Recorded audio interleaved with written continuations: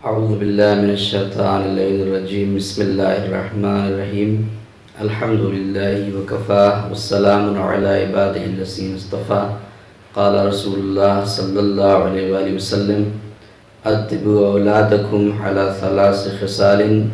حب نبیکم وحب اہل بیتہ وقراءۃ القرآن۔ عزیزان محترم، ہمارے آخری نبی حضرت محمد مصطفیٰ صلی اللہ علیہ وآلہ وسلم کی مشہور و معروف حدیث ہے کہ جس حدیث میں پیغمبر اسلام نے تربیت اولاد کے متعلق فرمایا، بالخصوص آج کے زمانے میں، کہ جب والدین اپنی اولاد کو ہر ایک طرح کی دنیاوی تعلیم سے آراستہ کرتے ہیں اور ہر ایک طرح کی دنیاوی تعلیم دیتے ہیں، science, chemistry, biology, physics, mathematics,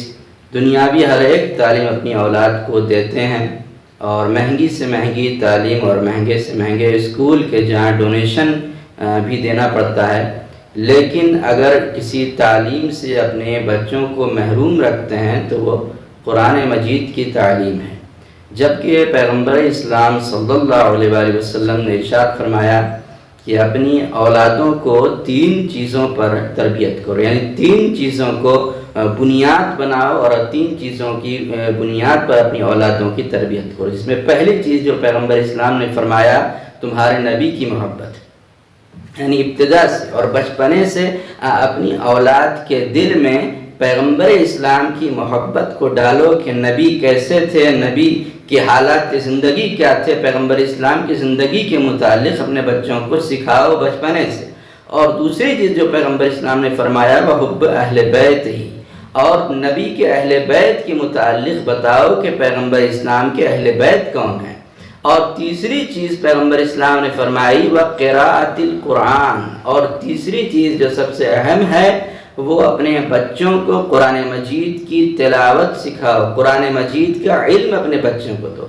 اس لیے کہ قرآن مجید ایک ایسی کتاب ہے جو صبح قیامت تک جتنے بھی لوگ آئیں گے اور زمانہ جتنا بھی ایڈوانس ہو جائے، قرآن مجید کبھی پرانی ہونے والی کتاب نہیں ہے، قرآن مجید کبھی کہنا ہونے والی کتاب نہیں ہے، بلکہ قرآن مجید صبح قیامت تک جتنے بھی لوگ آئیں گے ان کے لیے نمونہ عمل ہے۔ اسی لیے ایک حدیث میں 8ویں امام علی رضا علیہ السلام سے حدیث ملتی ہے کہ جب امام علیہ السلام نے ارشاد فرمایا کہ قرآن مجید کی تعلیم اپنے بچوں کو دو اور ہدایت اور کامیابی قرآن مجید سے حاصل کرو، اور اگر تم نے غیر قرآن سے ہدایت کو حاصل کرنا چاہا تو تم گمراہ ہو جاؤ گے۔ اسی طرح 10ویں امام علی نقی علیہ السلام کہ ایک صحابی ہیں یعقوب ابن سکیت،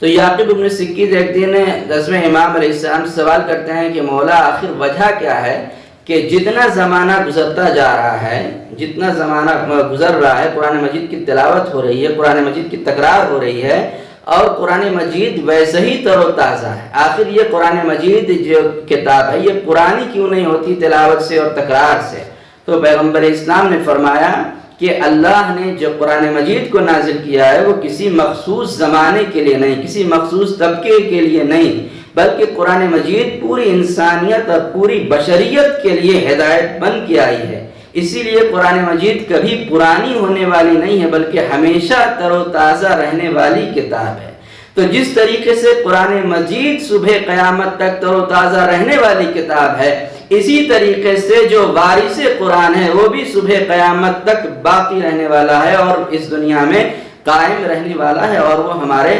زمانے کے امام زمانہ عجل اللہ تعالیٰ فرج الشریف ہیں۔ اور دنیا میں بہت سارے لوگ ہیں کہ جو یہ دعویٰ کرتے ہیں کہ وہ پیغمبر اسلام کے قریبی ہیں، وہ پیغمبر اسلام سے قرب رکھتے ہیں، لیکن اہم بات یہ نہیں ہے کہ لوگ کہیں کہ ہم پیغمبر سے قریب ہیں، بلکہ اہم بات یہ ہے کہ پیغمبر اسلام خود فرمائیں کہ ہاں یہ شخص ہے جو سب سے بہتر ہے، جو سب سے اچھا ہے، جو میرے سب سے قریب ہے۔ اور ایک حدیث میں پیغمبر اسلام نے فرمایا خیرکم من تعلم القرآن وعلمہ، تم میں سب سے بہتر انسان وہ ہے کہ جو قرآن مجید کی تعلیم حاصل کرے اور پھر قرآن مجید کی تعلیم دوسروں کو دے۔ اور دوسری جگہ پر پیغمبر اسلام نے ارشاد فرمایا کہ تم میں سے جو انسان قرآن مجید کی تعلیم کو حاصل کرے اور دوسروں کو علم قرآن دے تو اس کی ضمانت میں لیتا ہوں اور جنت کی طرف اسے لے کر میں جاؤں گا، اسے جنت کی طرف لے کر۔ تو آپ سوچیں کہ پیغمبر اسلام کے جو شافع روز محشر ہیں، کہ جو پیغمبر اسلام کہ جو خاتم النبیین ہیں، جو اللہ کے محبوب ہیں، اگر وہ نبی کسی کے لیے وعدہ کر رہے ہوں تو اس میں کوئی شک و شبہے کی گنجائش نہیں ہے، کسی طرح کی شک کی گنجائش اس بات میں نہیں ہے، کیونکہ پیغمبر اسلام خود وعدہ کر رہے ہیں کہ میں اسے جنت میں لے کر جاؤں گا کہ جو قرآن مجید کو سیکھے اور قرآن مجید کو سکھائے۔ اور دوسری جگہ پر پیغمبر اسلام نے ارشاد فرمایا،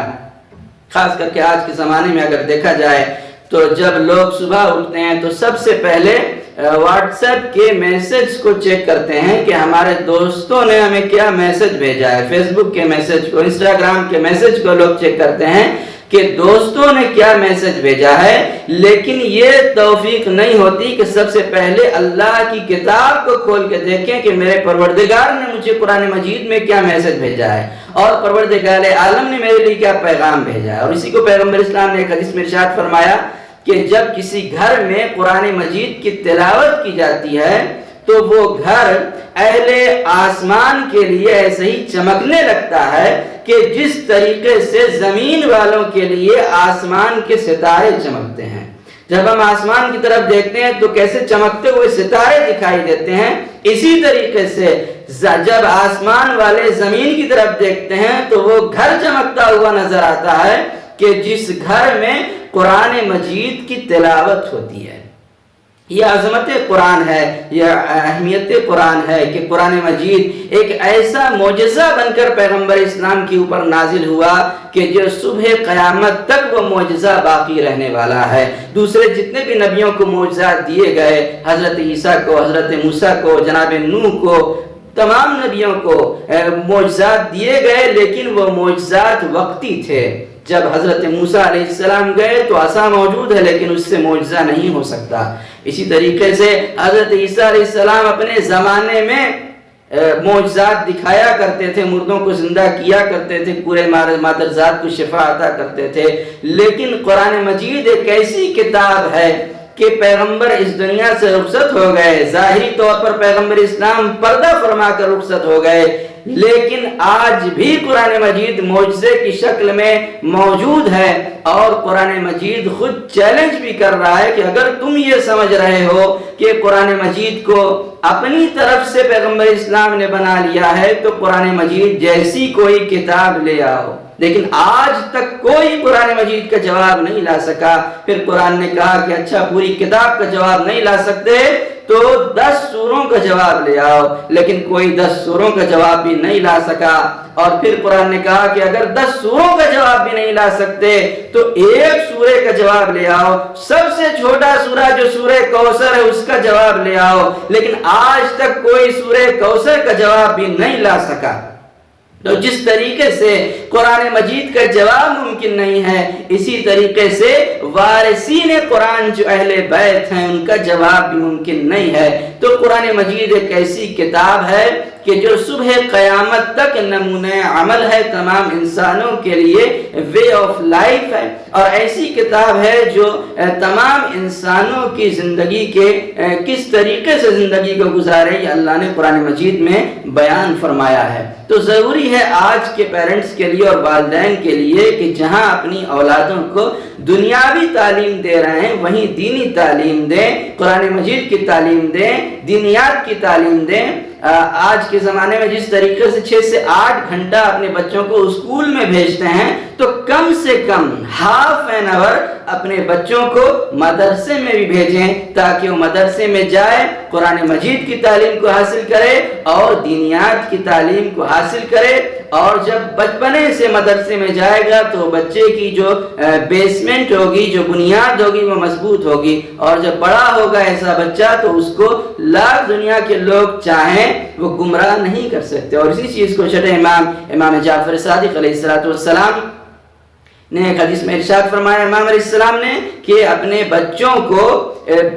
بچپنے سے ہی اسلامی تعلیم دے کر ان کی بنیادوں کو مضبوط کر دو، تاکہ جب وہ بڑے ہوں تو ان کو دوسرے مذاہب کے لوگ گمراہ نہ کر سکیں، دنیاوی لوگ ان کو دوسرے راستے پر نہ لے جا سکیں۔ یہ تبھی ہو سکتا ہے جب بنیادی طور پر بچپنے سے اپنے بچوں کو قرآن اور دینیات کی تعلیم دی جائے۔ اللہ کی بارگاہ میں دعا کرتا ہوں کہ پروردگارہ ہم سب کو اور تمام والدین کو توفیق عطا فرما کہ اپنے بچوں کو قرآن مجید کی تعلیم دیں اور اہل بیت علیہ السلام کی سیرت پر چلنے